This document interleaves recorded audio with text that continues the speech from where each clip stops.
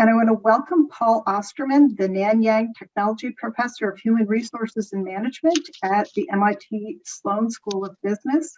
Paul's done a really interesting couple of surveys through NORC that try to get pretty cleanly at those who are independent contractors and distinguish them from workers who work for companies, contract out their services to other businesses from your standard W-2 employee.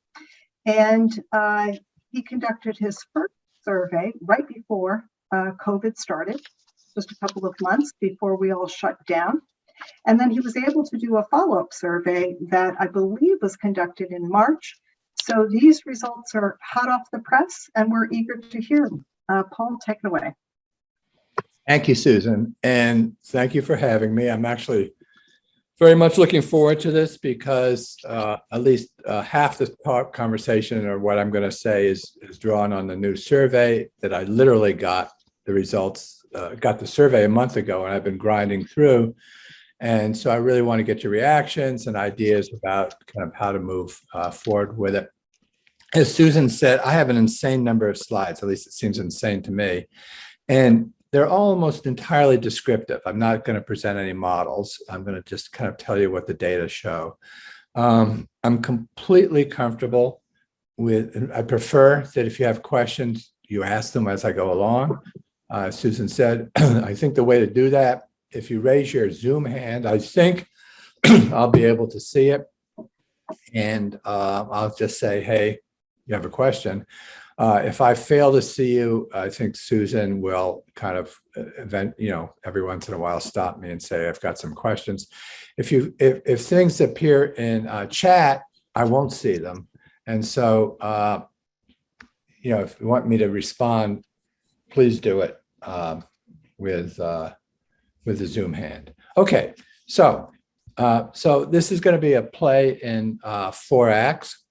I'm going to spend a fair amount of time trying to convince you that the data are good data. And the reason is that some of the patterns you'll see, particularly the patterns for contract workers, show a much higher incidence than you find in the contingent worker survey. And I can't fully explain why that's the case, but I want you to at least believe that I've done a careful job with the survey. So I'm going to kind of convince you that the survey is a valid instrument. I'll then just present the data on the incidence of alternative employment, both in 2020 and 2022. I'll spend a fair amount of time just talking about what I've learned, what the survey says about the nature of those jobs. I asked a lot of questions in the 2022 survey about the work people do and what it looks like and why they do it and how they feel about it and what they would prefer, what they don't like and do like. And then because I've got 2020 and 2022 data, pre-COVID and now, I'm going to talk about the impact of COVID and how the people's circumstances changed over that 2-year period and how those changes connect to what their employment status was in 2020. So those are the kind of I said 4 acts, but then it says 1, 2, 3, 5. I guess that's going to already raise questions about the quality of my data, at least my thinking, but it's 4 acts. No intermissions, but as I say, ask questions, please. Okay, so the first survey was done in 2020, February, just before COVID. It was done with the NORAC AmeriSpeak panel, online and on telephone. About 3,600 employed adults, only employed adults in that survey between the ages of 24 and 64. It was done in English and in Spanish. The second survey had 2 parts to it. It was done basically a couple of months ago. Again, that panel, I had a completely fresh sample, no relationship to the first one, with about 3,000 people. This time their ages were 26 to 66 because the first people aged by 2 years.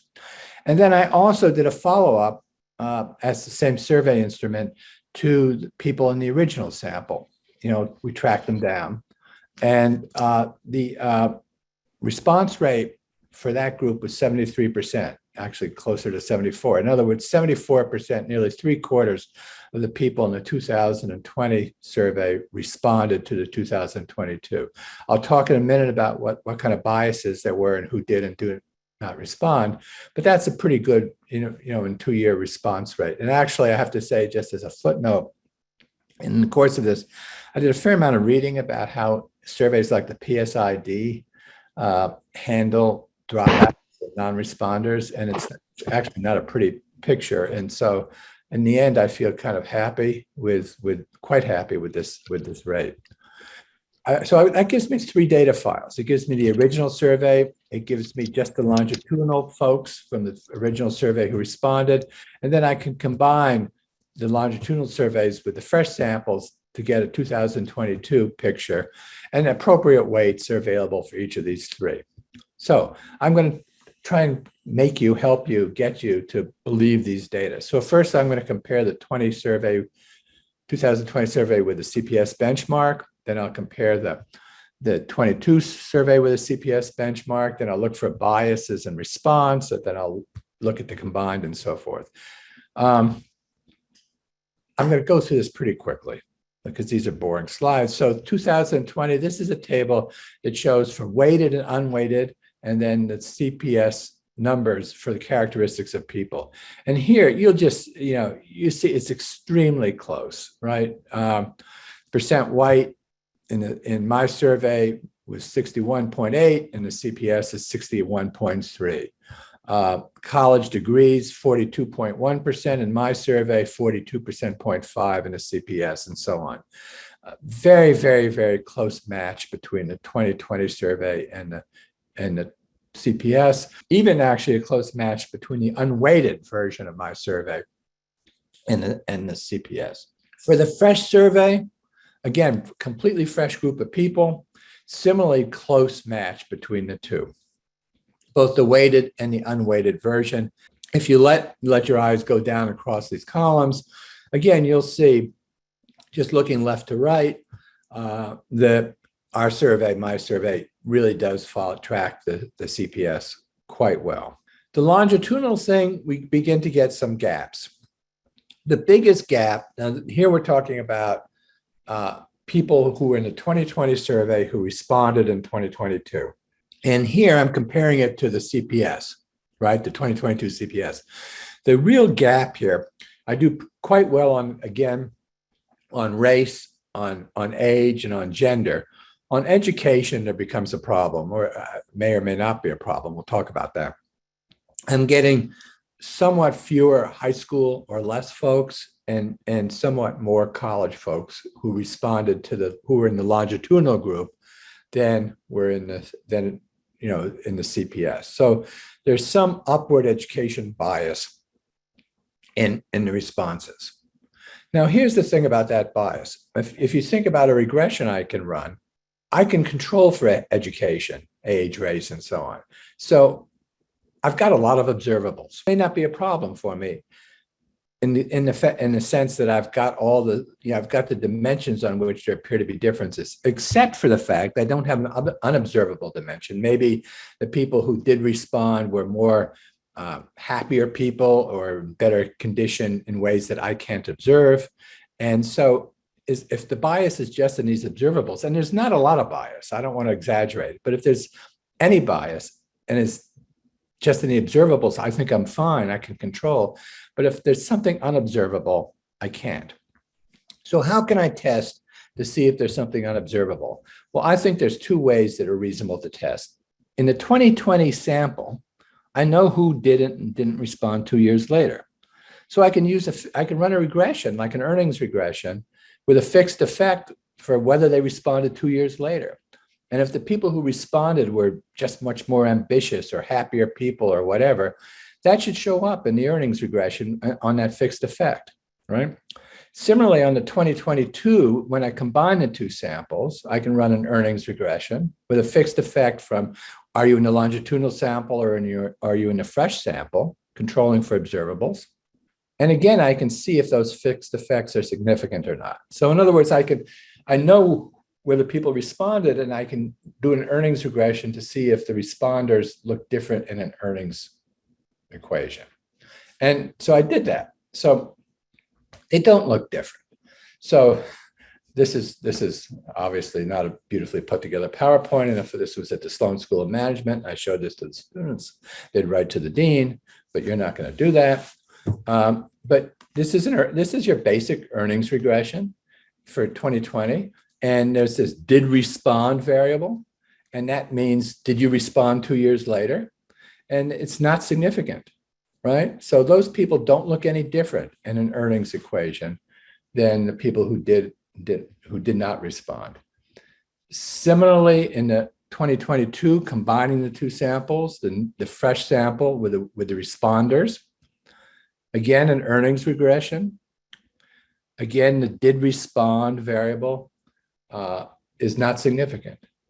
So this gives me, these two regressions at least gives me comfort that it's not apparent that there's something unobservable about the longitudinal responders compared to the non-responders. And again, I don't want to exaggerate what's different in the first place. They're somewhat better educated, and that's where it is.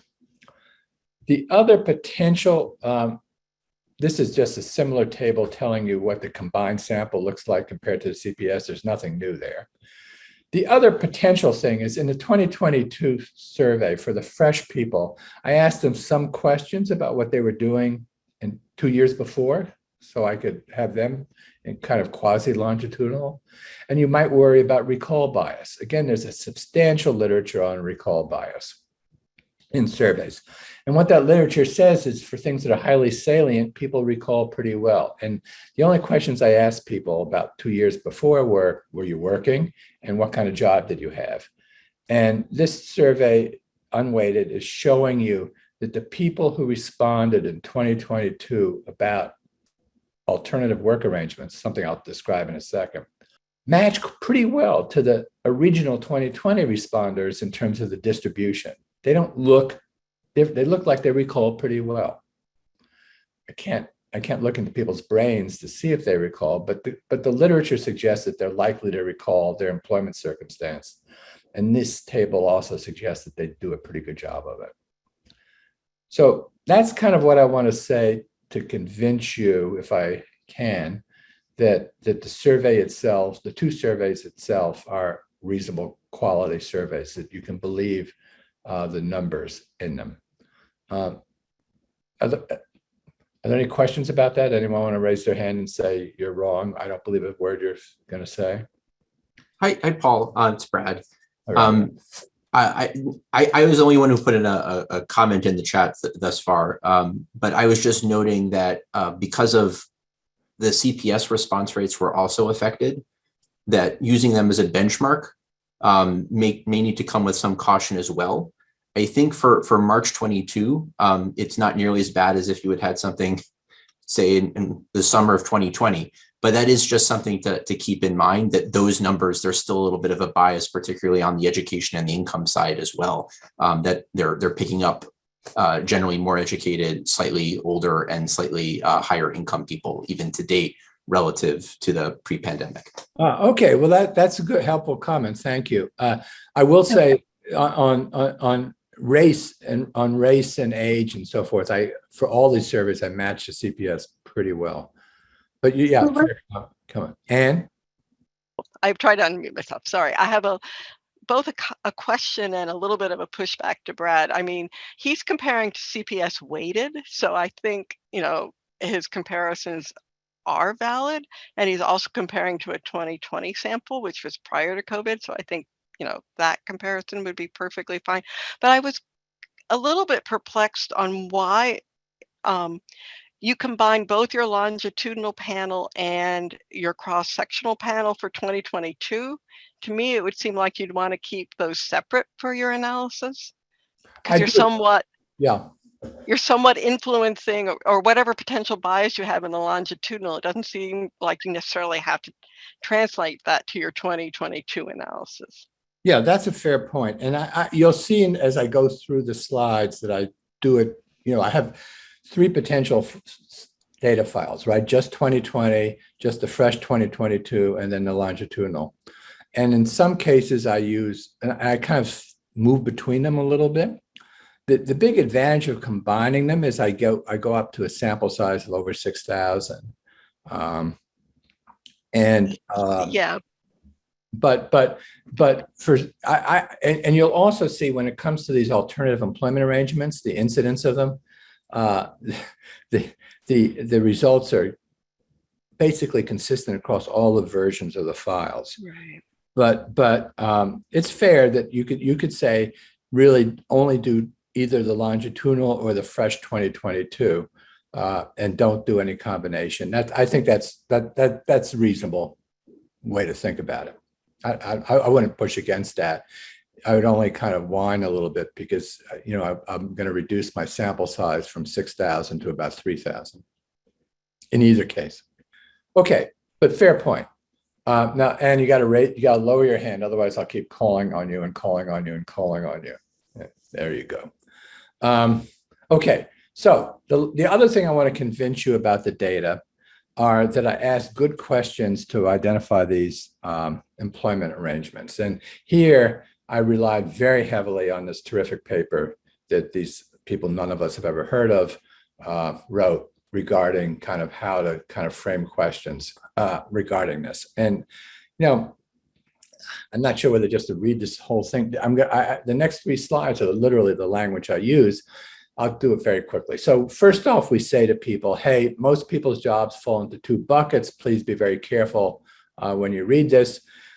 One bucket is your employer takes taxes, who takes in the survey I had it right, who takes taxes out of your pay.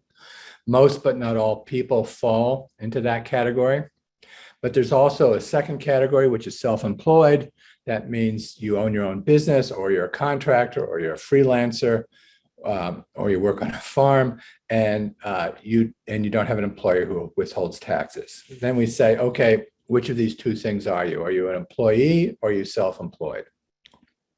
We then say, okay, if you're an employee, most people physically work at the same company that pays them and takes out the taxes.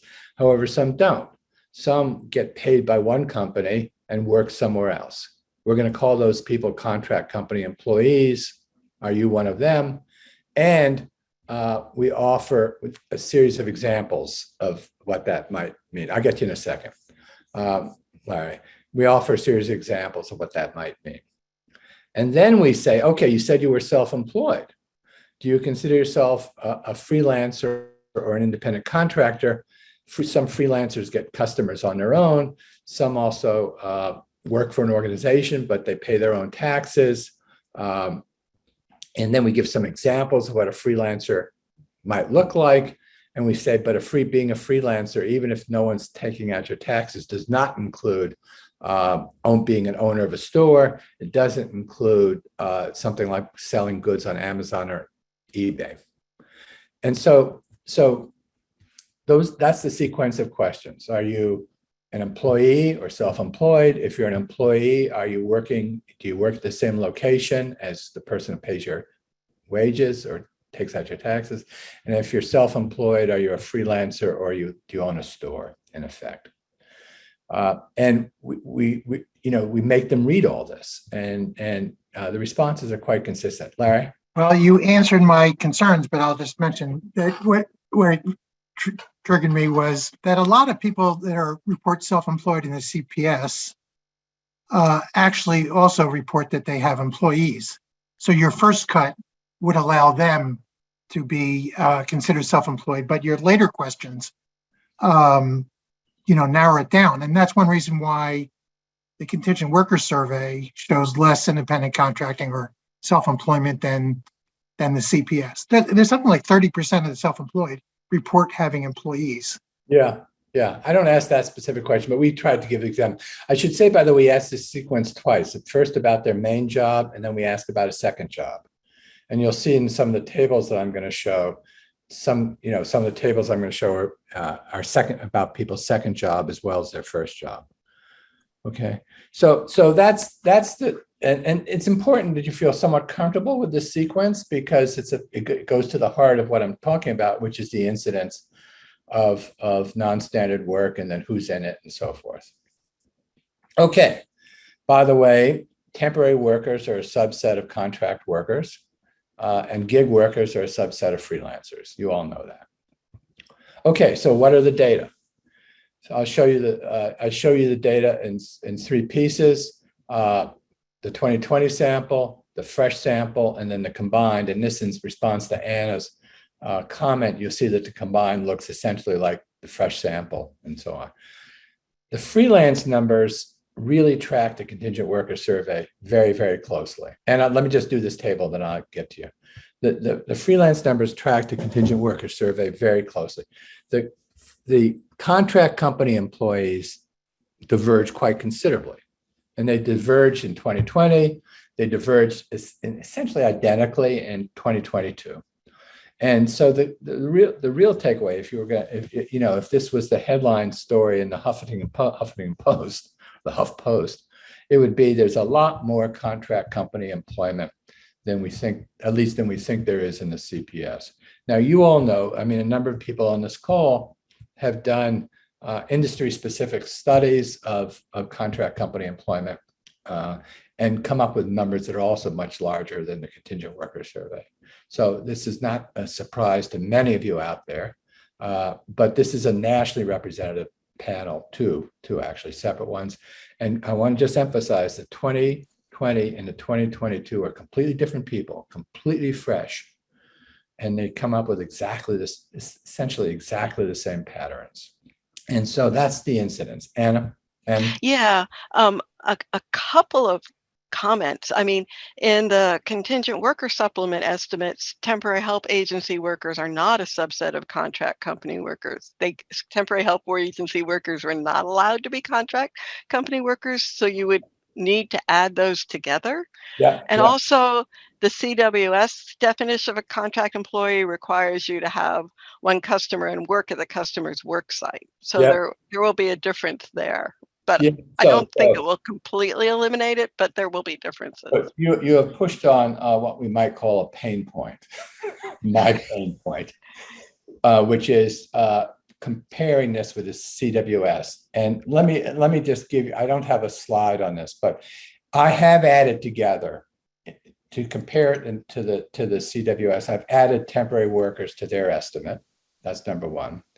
And secondly, the sequence of questions in the CWS that gets to their contract company employee. If you don't look at their published numbers, if you look at the actual survey and the questionnaires, they first ask a version of my question, and then they narrow down on you only need one location. So you can back out of the CWS an estimate that looks like my estimate. And so then their estimate of contract company employment goes from the published number, which is like 0.6%, if I remember, to more like 2.5%. Right. But it's still way below where I am. And, it would be a long discussion to talk about why that might be. And I'm happy to have that discussion. I'd rather hold that discussion to the end of this presentation. But your points are correct, but they don't get you to me. Even if you kind of, back engineer the CWS to look like my definitions. So this is the incidence. The other question about the incidence is, well, who's doing what? This is another one of these tables that, it's just hard to to kind of look at and figure out what the takeaway is. I'll tell you what the takeaway is. The takeaway is that standard employees, that is to say, people who are neither contract company employees nor first job freelancers, look very much like freelancers. Let me put it differently. Freelancers and standard employees look very similar to each other. You'll see in a few minutes they have very different preferences, but demographically, they look very similar. This is the 2022 survey. But it's also true in 2020. Contract workers look quite different. They're less well-educated. They're more likely to be non-white. So, if you just looked at this table, you would say contract company employees are people who face more barriers in the labor market than do either standard employees or freelancers. And this, I think, is quite important. Now, you'll see in a second that there's, as you know, again, not a surprise to people on this call, there's heterogeneity within the contract company category. But leaving that heterogeneity aside and just simply looking at characteristics, they're just weaker. I mean, that's a bad phrasing. I apologize. They look like people who face more barriers than do freelancers or standard workers.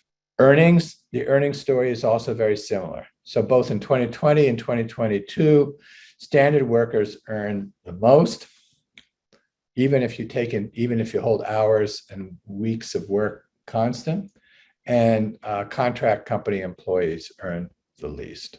I'll give you data in a few minutes on hours and weeks of work of all these categories, but earnings are a problem. In a regression using the 2020 data, I run an earnings regression. When you only control for demographics and weeks and hours worked, the fixed effect on contract company employment is negative. They take a big hit. When you hold constant, both tasks at work, and I'll talk about that in a few minutes, and occupation, that fixed effect disappears. It looks like kind of the demographics and the occupation take care of any gap. Of course, you're going to tell me, and you'd be right to say this, at least I think you'd be right, that occupation is endogenous. But leaving that aside for a minute. But if you run a quantile regression, you look at the top group and the bottom group. Within the bottom 25% of contract company, and within the bottom earnings quantile, contract company employees are still disadvantaged. That is to say, this is like the Dubé Kaplan paper for janitors. If you're a contract company janitor, you take an earnings hit. Whereas if you're a janitor at Google, you don't take an earnings hit. Janitor employed by Google, you don't take an earnings hit. So the earnings story is complicated, but it does show that on average, there's a hit for contract company employment. And it also shows that there's heterogeneity within that category. Okay, now we're moving into a different kind of part of this presentation. And I'm going to spend a fair amount of time describing how these people feel and what the jobs are like. This is unusual in an economic survey, but I really am very into it myself. I think it's an important set of questions. So one set of questions is, what are your preferences? You look CCE, contract company employee. I asked them, do you prefer to be a CCE or would you prefer to be standard or you're indifferent? And you will see here that the plurality, I can't say that word clearly, would prefer to be a standard employee. People are not, and this shows up, by the way, in a question I'm not going to show you the results on, but it's there, the standard job satisfaction question. Contract company employees would prefer to be something else. And that won't be true for freelancers, you'll see in a second. I asked, okay, so you wish you were standard, how come?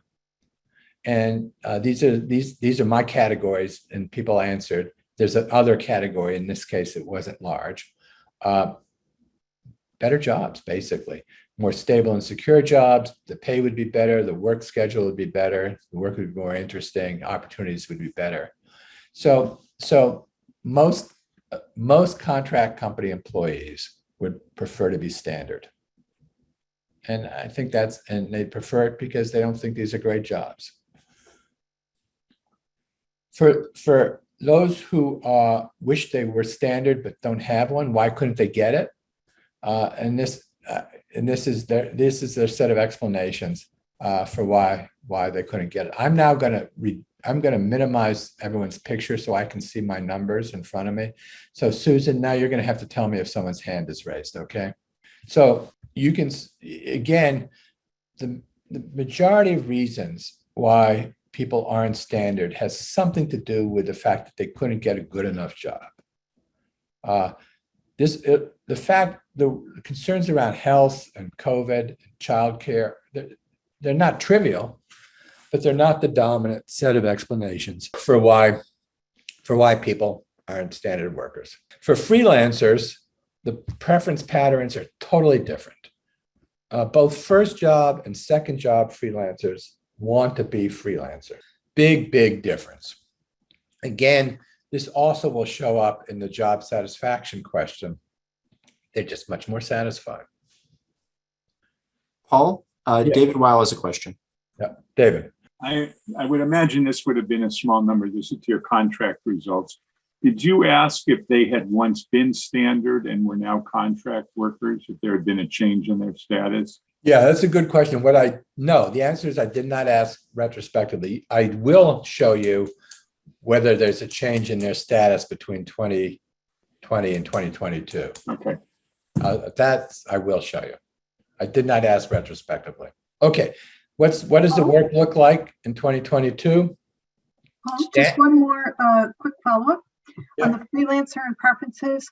One thing that I recall finding in taking a hard look at the contingent worker supplement, actually Catherine Abraham and I did that for the Department of Labor last year, was that it's a heterogeneous group.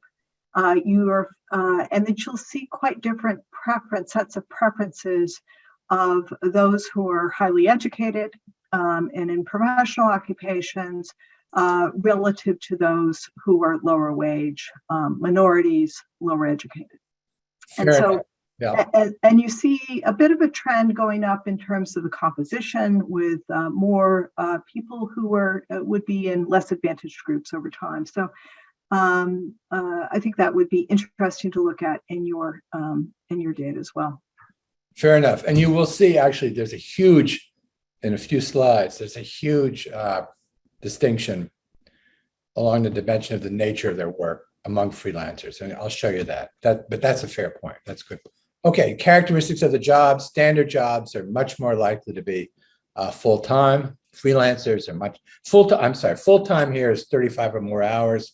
Full year is 48 or more weeks. Full-time, full year is both. Much more stability in standard jobs. Freelancers are less stable than contract company employees. Essentially, freelancers, now I'm speculating, have more freedom to set their own weeks and hours and take advantage of that. I asked contractors two questions about their assignments. One is how often they get new assignments. And you can see here that I think a good headline, interesting point is that about 40% are at the same location for a year or more, but there's a distribution. It's remarkable that some people, a quarter of them, don't know. And then this last piece goes to to the contingent worker survey, which as Ann said, the published number limits the definition to people who are assigned to only one place. About 20% of contract company employees in my survey are working at more than one site. But 80% are working on only at one site. So, I don't know what kind of valoration to put on this. Is the glass half full, half empty? But you can see that there's quite a bit of variety in the nature of assignments among contract company employees. What's their occupation? The only takeaway, again, this is one of these page slides. It's hard to look at kind of quickly, but the basic answer is they're everywhere. Their incidence is pretty well distributed across the distribution of occupations in the economy as a whole. If you add together construction, installation, production, transportation, you've got about a quarter of them are blue collar. If you look at kind of classic low wage categories, healthcare support, protective services, food, B&G, you're up to about a quarter percent are in these low wage occupations, but another bunch are in reasonably high end categories. Now these are 1-digit codes, and I don't have a big enough sample to drill down much below this, but it's certainly not the case that we're only talking about janitors or security guards, nor are we only talking about construction workers. Both surveys, the 2020 and the 2022, asked a series of questions about the nature of the work people do. At first, as I start writing about this, I used the word skill, but the question is not really about skill and what they're capable of. It's really about what tasks do you do at work? So face complex problems, read a document, basic math, fancier math. And by the way, there's examples are given of fancier math. Basic computers, but not a computer attached to a cash register, fancier computers, team stuff, and physical work. Again, there's interesting detail. If you're interested in work organization, high performance work systems, a lot of other questions in the survey about that. You can see kind of what you're interested in, just kind of the trajectory of skill. These data are interesting. From the point of view of the conversation about these categories of work, contract company employment on average is less skilled than either freelancing or standard work. On average, there's heterogeneity, which I can look at, I will look at, but on average, they're less likely to, again, I'm using the wrong word. The tasks that they do at work are less high or lower than the tasks used by either standard workers or freelancers. And these questions, by the way, are basically the questions in a number of kind of nationally used skill surveys. They're not kind of just made up out of the blue. Everyone wants to know about gig jobs. So among people who are freelancers, I asked about 3 categories of work. Web-based tasks such as Mechanical Turk, finding their assignments on websites like Upwork, ride sharing, or delivery. And I have data on both first job and second job freelancers. And you see that in both cases, about 20 to 25% do at least one of these things. So let's say 20% of freelancers are gig people.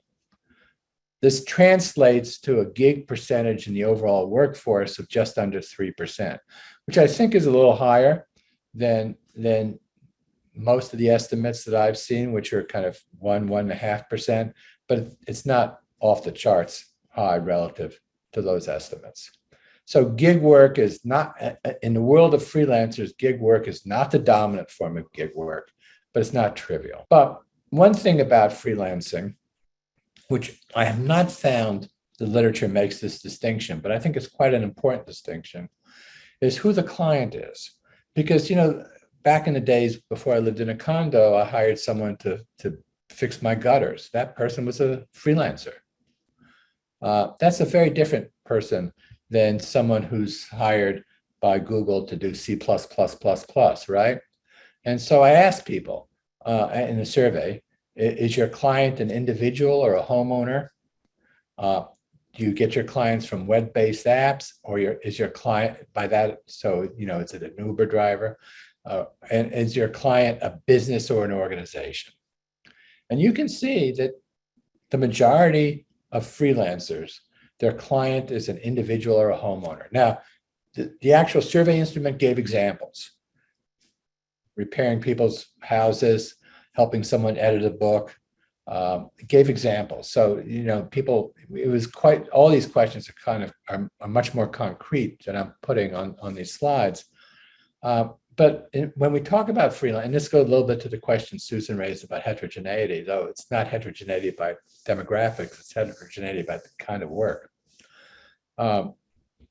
It's just the term freelancer covers a multitude of different arrangements, quite a multitude. And when we talk about the role of freelancers in organizations, it's important to understand that about a little more than half of freelancers are not working for a business or an organization. If their clients were a business or a government, how many clients did they have in the previous year for first job freelancers? And you can see the distribution. So quite a few people have quite a few clients. How much time did you work for your client? Actually, the question was for the client that you worked with the most in the past year.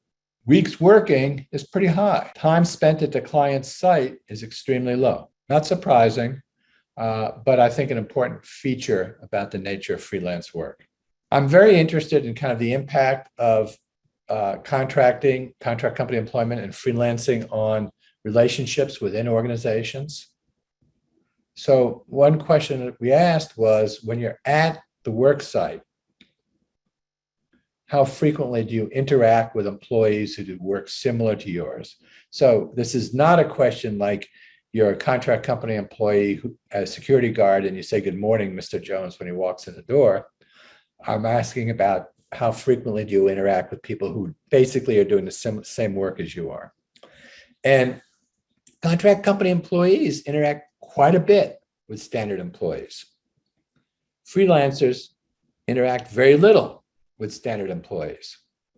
Again, when you think about it, that's kind of intuitive, but I think it's an important feature of these two categories of work.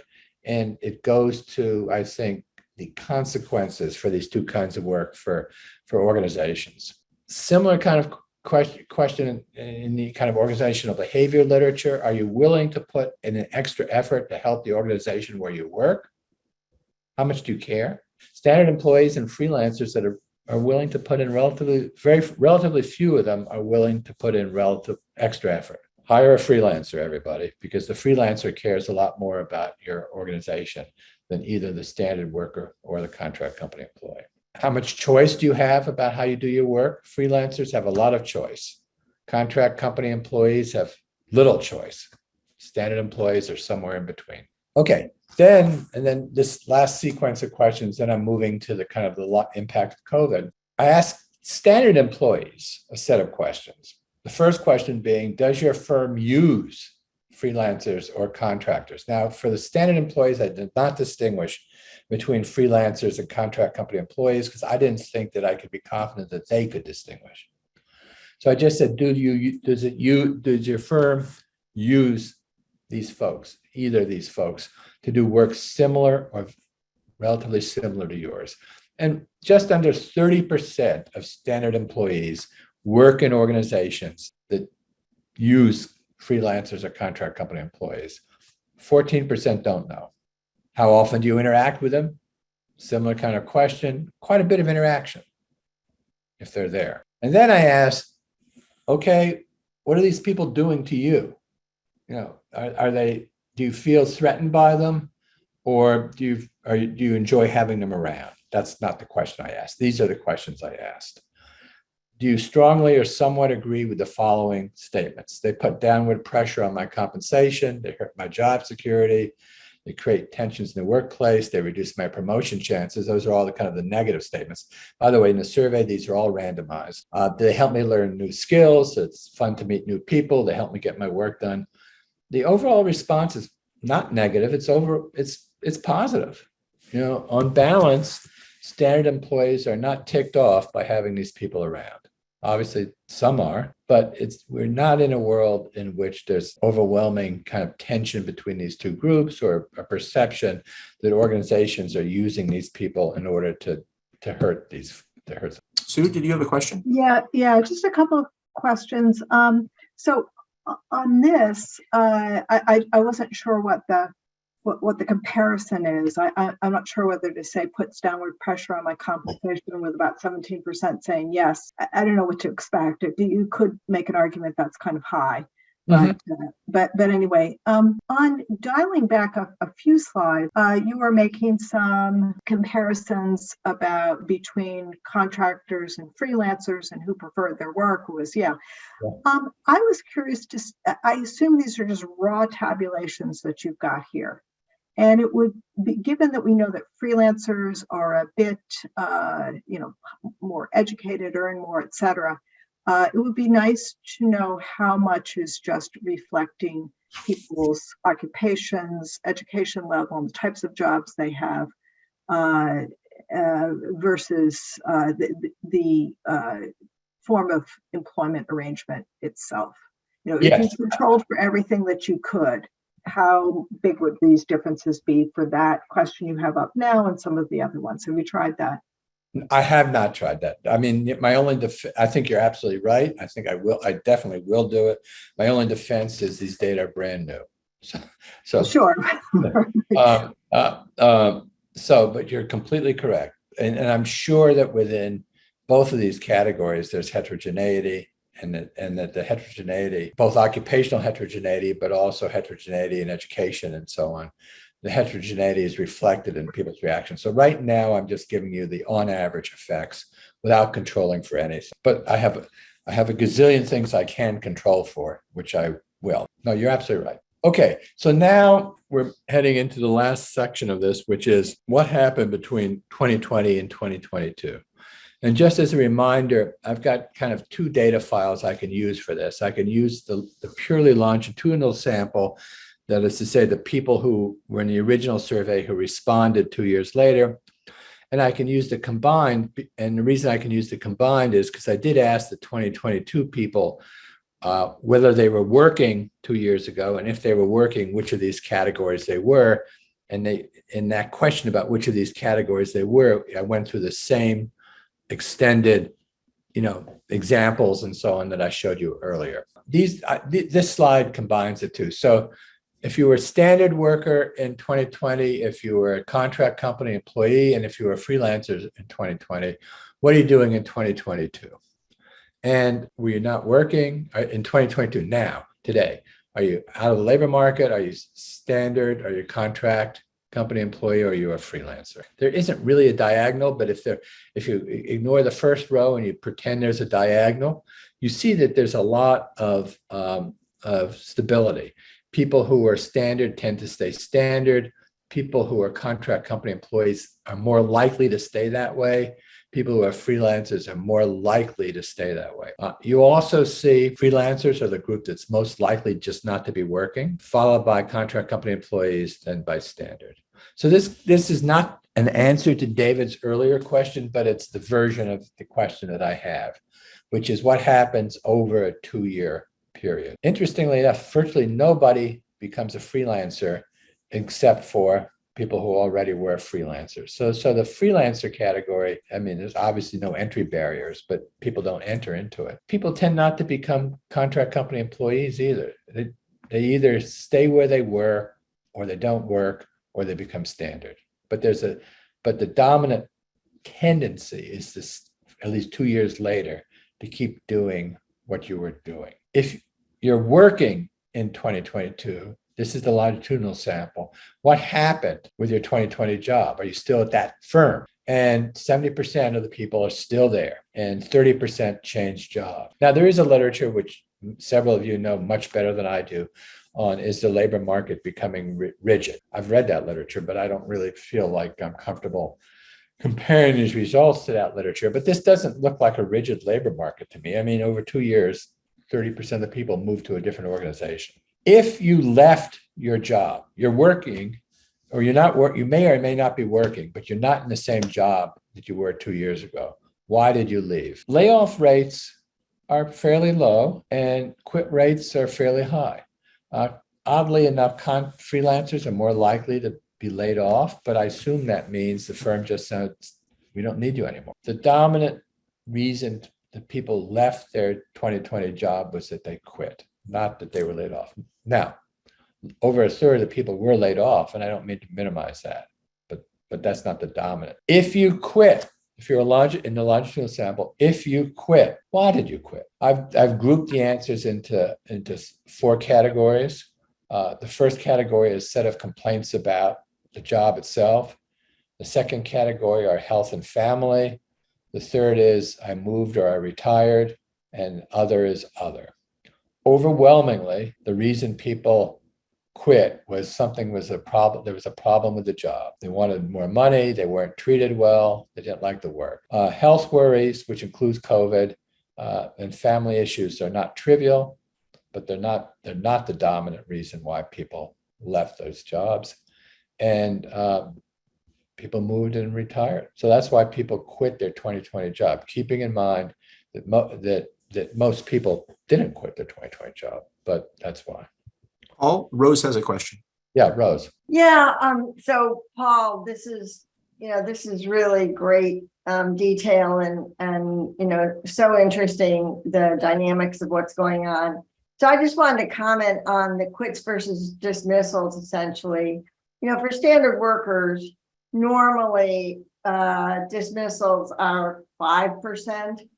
They're really, really low as a percentage of typical turnover. So relative to what's normal, this seems quite high. That's a really interesting point. Okay.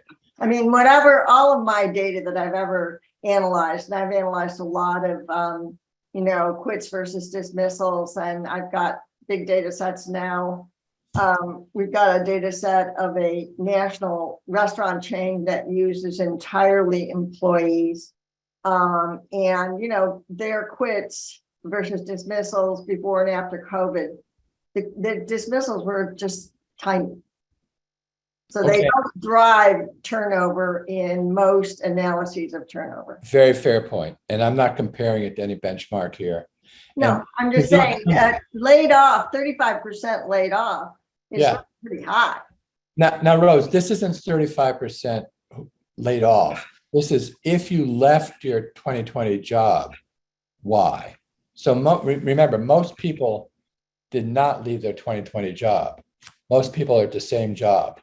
So Yeah, but I'm saying if you look at turnover rates, yeah. you look at the percent due to dismissals versus quits, it's Okay. like 5% of the total of the Okay. turnover. Okay, fair enough. Okay, it's a fair point. All I'm saying is that look at this slide. 30% are in a different job, right? 30% are in a different job. And 30% of those people were laid off. So, it's 30% of 30%. That's And it was still, the pandemic. yeah, it's a pandemic, but I'm sure you're high. I'm sure you're high. I mean, I'm just saying it, whatever baseline you're using, I'm using the same baseline. I'm taking the people. Yeah. So I guess your point's right. And I assume what as somebody said, I don't know who said that, this is reflecting the pandemic. So here I am. If you did quit, why did you quit? So then I asked for 2022, okay, you're not working. Now remember, the number of people who are not working in 2022 is on the order of, say, 18, 19%. If you're not working in 2022, why are you not working? A quarter said they want to work and they're searching. So that's the classic BLS unemployment figure. 11% said they want to work, but they're not looking. And over 60% don't want to work. So the final question, this goes to this debate about, are people just done with working, is, and this is my last slide, you'll all be pleased to know. If you don't want to work, why don't you want to work? And this is why people don't want to work. It's almost entirely personal stuff, right? So 36% have retired. There's healthcare, there's childcare, family. Go down the list. The argument that there's almost nobody said there are no jobs out there. Nobody said there are no jobs out there. So the reason people who aren't working are not working is totally kind of personal, retirement, healthcare, family kinds of thing. And that's what's going on, at least in this survey, among that group of people who have gotten so much attention in terms of labor force participation rates, employment to population ratios, and so on. Well, question, clarifying what you're showing us. Who's the sample that you're showing on this slide? Is that is this longitudinal or people who used to work? No. Or is it anybody who's not working? Anyone who's not working. So, but anyone who's not working who is in this category do not want to work. You see that? So I've got a sample of people who are not working in 2022. 24% said they're trying to find a job. 11 say I'd like to work, but I'm not looking. And 64% said they don't want to work. They're not working because they don't want to work. And that's what this next slide is, those people. Sure. The samples may be too thin for this, but you have a longitudinal sample with some set of people who were working in 2020 and now aren't working in 2022. It would be interesting. That's kind of the narrative that's out there. Why aren't people, or why aren't some people returning to work? It would be interesting to take a look at them. You're absolutely right. And in fact, the sample's not thin, because for the fresh sample, I asked them what their status was 2 years ago. And okay. That's why I did this thing with the recall bias at the very beginning of the talk. I believe their answers to what they were doing 2 years ago. I don't ask all these textured questions, but I ask, were you working and what kind of job did you have? So yes, absolutely. Among those people who were working in 2020, I can redo this slide and look at it again. That would be interesting. I'm done. As Ann Richards famously said, stick a fork in him, he's done. She was not talking about me, just in case you were concerned about that. Well, that's great. I'm sure there's other questions. We have about 30 minutes. We usually like to reserve about 30 minutes at the end for other questions. Please speak up, raise your hand. Ann was talking earlier about, oh, wait a minute. Here, Larry has a question. This is not a deep question. It just, maybe I didn't pay enough attention. What's the relationship between the group you're measuring as contract employees and the contracting out that's in, the fissuring concept? In other words, if there's a hotel that takes all the reception people and they're contracted, are they captured in your? Yes. If Yeah. Here's what's not captured. If there's a hotel, a better example is the laundry. So I'm a hotel and I fire my laundry people who do the sheets. If I bring in manpower, a staffing firm to do the sheets at my location, I'm capturing them.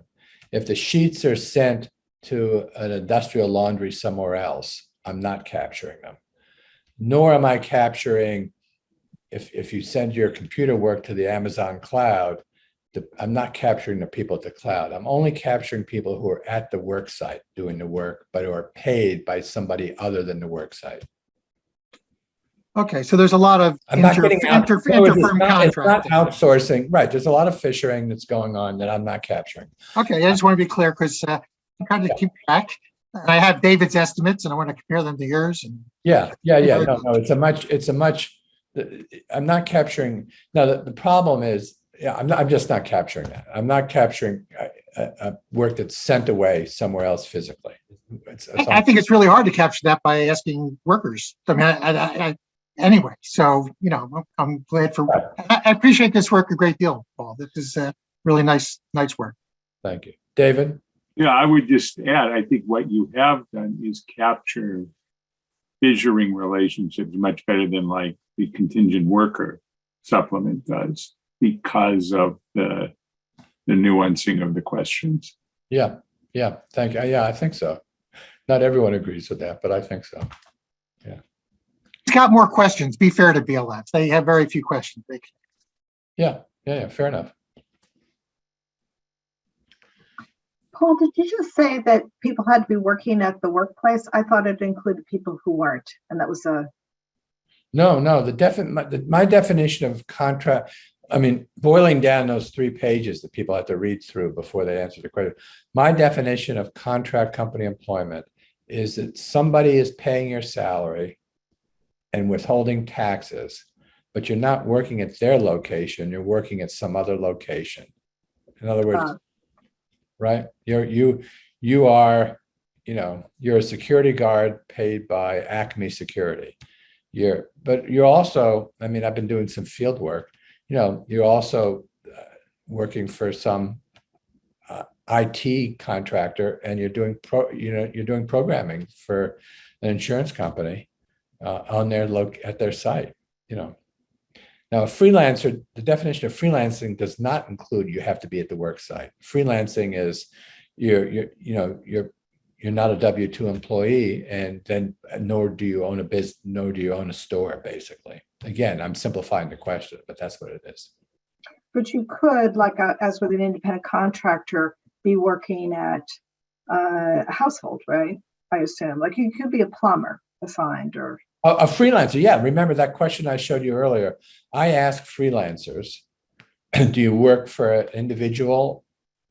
Do you work for, or you get to work on the web, or do you work for a business or government? Absolutely. If someone comes to fix your plumbing as a freelancer, I'm capturing that. But what if I'm an employee of a plumbing company? How would they answer that? They might answer the contract company question as they'd answer if they read it, and I believe they did. I mean, the numbers look consistent. Remember, these numbers look very consistent across the surveys, which is very reassuring.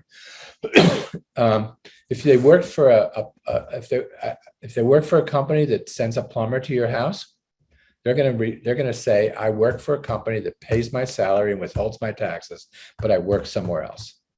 Right. So to include that household component. Absolutely. Absolutely. We have Brad and Ann. Thanks, Sue. I had two questions. One was about the online platform or gig work. And you went through it fast, so I might have missed it. But I think the fraction involved in rideshare seemed small to me. It was only about 13-14%. I thought of all online platform work based on some of the things that Andy and Dimitri and Emily have done, among others, that it's actually a little bit bigger than that. But Yeah, go ahead. The second question, which I think may be more relevant to what Sue was talking about, is that were you able to capture anything about remote work, which might influence how people answer were you working on site for the CCEs? Yeah, so this is the slide on the gig work slide. I don't know whether these numbers are large or small. The aggregate number of 2.9% of the workforce are gig workers, I think is, someone could obviously correct me. I think that's a little higher than what's in most of the literature. I think the literature is more like 1.5%. I think it's probably risen just because of time a little bit too. Okay, so I get 2.9. I do, in fact, in this survey have questions about remote work. I just haven't even looked at those questions. Because I think those will be very interesting, particularly as they relate to the freelancers and contract workers. How many of them are still doing contract work, but they're not doing it on site now, perhaps because COVID changed things? Yeah, one question I'm going to ask. I'm going to ask the Peanut Gallery a question. Does anyone besides me know what the Peanut Gallery is? Yes, Paul, I do. Okay, you're not even old enough to know, and you know. No. It's Howdy Doody. I was once in the Peanut Gallery. I want you to know that.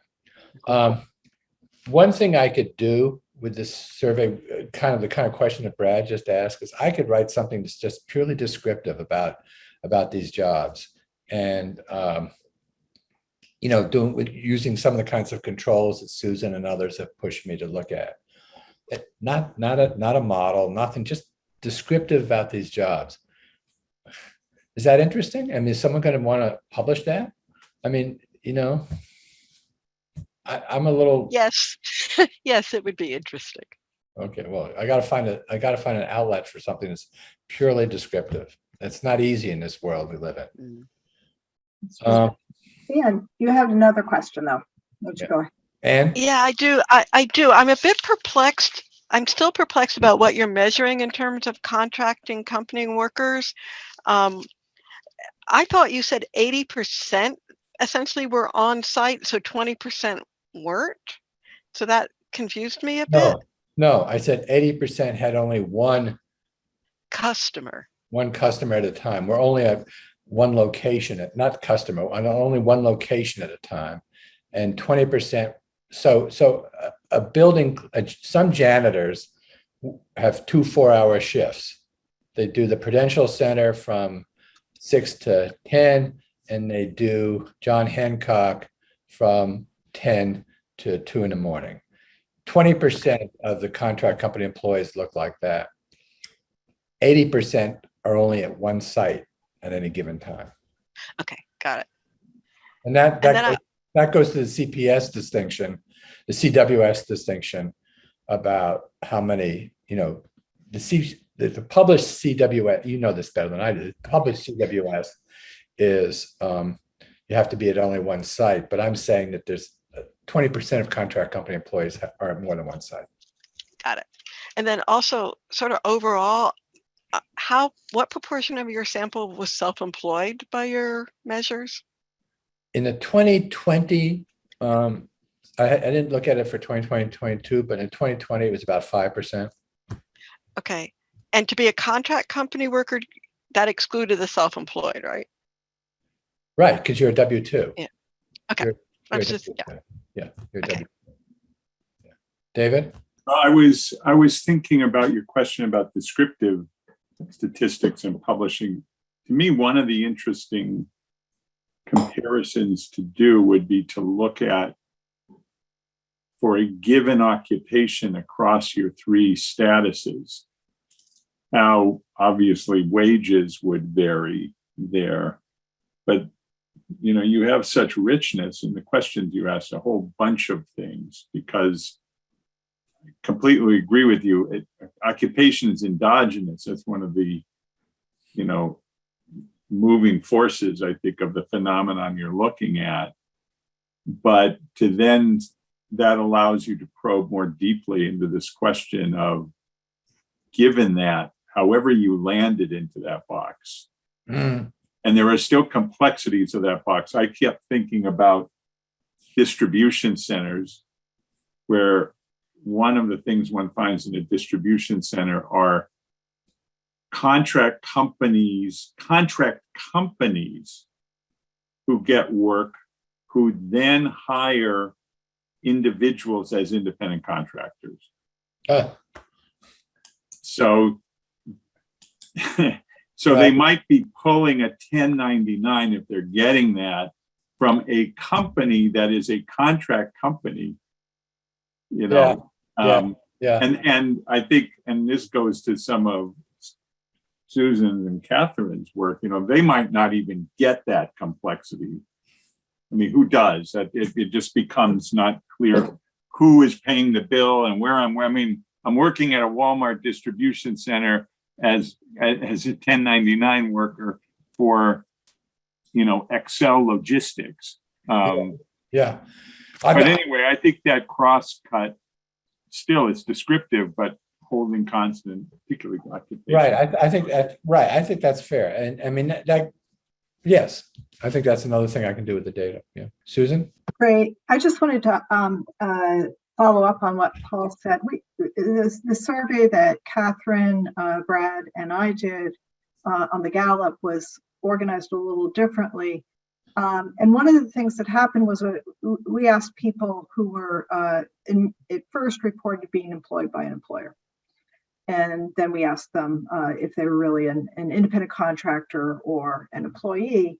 We got a lot of people who said, "Oh, we had a couple of questions, asked it a couple of different ways, including using the text language that you used on your survey." Anyway, we got a fair number of people who answered that basically that they weren't regular W-2 employees. And then we asked those people the question about being contracted out. And it turned out we got lower numbers, a lot lower numbers than what you did. They were a bit more in line with the CWS, though higher than those. But what was interesting, the point that I wanted to make, and I think reinforces what David just said, is that we found actually a slightly higher incidence of people reporting that they were contracted out to other companies than for people who indeed were classified or reported being employees, even upon probing. So it's a real phenomenon out there of this layer, contracting layers. Maybe you're working for as an independent contractor for some company that then turns around and contracts you out. In fact, when we were running focus groups in developing our survey questions, we came across that incident with somebody. So it's something to, I think that's worth exploring in the future, in future surveys. Yeah. I mean, David, if I understand David's description, it's the XYZ company is hired by Amazon to run their warehouse. So Amazon has kind of contracted out their warehouse operation. And then the XYZ company brings in people to do the actual work and either classifies them or misclassifies them as freelancers, independent contractors, not contract company employees, as freelancers. I'm using the word, in this work, I use the word contract company employee, not independent contractor, because it gets confusing. So freelancers. So it's freelancers working on a site being misclassified effectively by a staffing firm. Yeah. Yeah. Right. What we found is a lot of those people misreported themselves as employees initially. Yeah. So, yeah. Anyway. Yeah. They're complicated arrangements. It's, as we're waiting for more people to have ask their questions. I'll just throw in one other thing. One of the things that I occasionally do is to talk to business groups. And this morning I was on a prep call for something I'm doing next week. And I was trying to get a sense of what their concerns were. This was in Grand Rapids. And he told me that actually one of the big concerns that's coming in from the manufacturers is that workers are wanting to be paid under the table. Huh. They're asking. So I said, that's a new one for me. But anyway, we don't often think about independent contractors as not wanting to work as employees, but wanting to be paid under the table. Yeah. Well, concerns about response rate kind of prohibit me asking a question like that. Sure. Just anecdotes get in your head. Something to explore possibly in the future. We have Chris and John. Hi, Paul. Chris O'Leary. Enjoyed your presentation. But I go back to the response rates that you got among the less educated. I mean, your sample seems to be to have a much smaller proportion less educated than the CPS survey. I'm wondering if the results that you shared, now you said that you'll be able to adjust based on observables in your results, but are the results you shared, are those regression adjusted or weighted somehow? No. So yeah, just to kind of go over this again one more time, the original 2020 survey matches very closely to the CPS education distribution, and the fresh 2022 survey matches very closely to the CPS education distribution. It's the longitudinal piece, the 2020 people who then responded in 2022, where I'm getting somewhat fewer. So I'm getting maybe a 10% difference in high school or less, and maybe a 10% difference in 10 percentage point difference in college or more. And my claim was that I could, if I none of the results that I showed you have any controls built into them. My assertion was that when it comes to running a regression, I can control for those observables just fine. My worry is whether there's something unobservable about the people who didn't respond. And my attempt to kind of reassure myself and you about that was to show that when you do an earnings equation with a fixed effect for whether or not people responded or not, that fixed effect is not significant, implying that there's nothing, it's not like they have more energy or more ambition or something. So that's the deal. So if you just think of the 2020 and the 2022 independent surveys and not the longitudinal piece, there's no education bias. It's just in that longitudinal group. John? Yes. Hi, everybody. Thanks so much for a fascinating presentation and really interesting data. One of the things that I really appreciated about it was this longitudinal dimension, because so much of the research in this area is based on purely cross-sectional data. And so one of the things that you could talk about but only maybe got some glancing attention was employment stability or instability. So you showed us that employees in 2020 were much more likely to be employees in 2022 than freelancers were likely to be in the same status. But I guess what I'm wondering about is faced with the, I'm wondering specifically about this because we have some work in this area using firm level data. So given the pandemic shock, how did businesses respond when they had contract workers and possibly freelancers working for them compared to employees? How did they adjust? Were there differences in their adjustment? So I wonder if you looked, for example, at contract workers who had a single firm for which they or a single site, maybe where they worked. And freelancers also, I don't know if you asked that question to them, but if they were at the same place in 2022, and similarly for employees. So not just in the same labor force status, so to speak, but with the same site, the same business. Yeah, that's a really interesting question. The answer is I'm sorry to say no. I mean, it would be fairly surprising if a freelancer was at the same client 2 years later. I mean, not obviously can happen, but it'd be surprising. And even a contract company employee, it would be surprising if they were at the same site 2 years later, because they're working for a staffing firm. But it would have been a good question to ask, but I didn't. I'm sorry. We could spend another hour telling me the questions I should have asked. I just feel terrible. Other questions or comments? When are you going to have a paper, Paul? This is really interesting. I wish I could answer that question. Actually, I feel like a student asking my advisor for advice. I mean, it's fairly straightforward to write a really interesting descriptive paper, but I'm not kidding.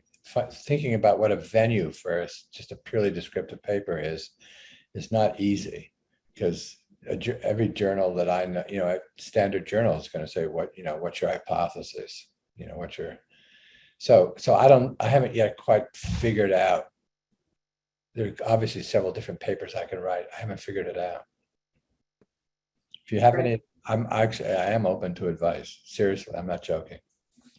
We could chat offline, and I'm sure others might have suggestions, but we would welcome just the first pass of the descriptive paper. It's great stuff, and thank you very much for a really interesting presentation. One final comment: do you have your survey instrument posted anywhere for those of us who are geeks about picking up this kind of? Not posted, but if you send me an email, I'm happy to send it to you. Great. Great. Unless there's further questions, thank you very much. This, Paul, was the third of our sessions, convenings this year. So far this year, we're going to take a break over the summer, but we hope to get another couple of presentations scheduled for the fall. So if you have any ideas of things that you would like to present or panel sessions you'd like to organize, please let Brad, Eileen Applebaum, or myself know. Great. Well, thank you very much. I really enjoyed it. I really appreciate the opportunity. Thanks, Thank Paul. you. Okay, take care. Bye, everyone. Bye-bye.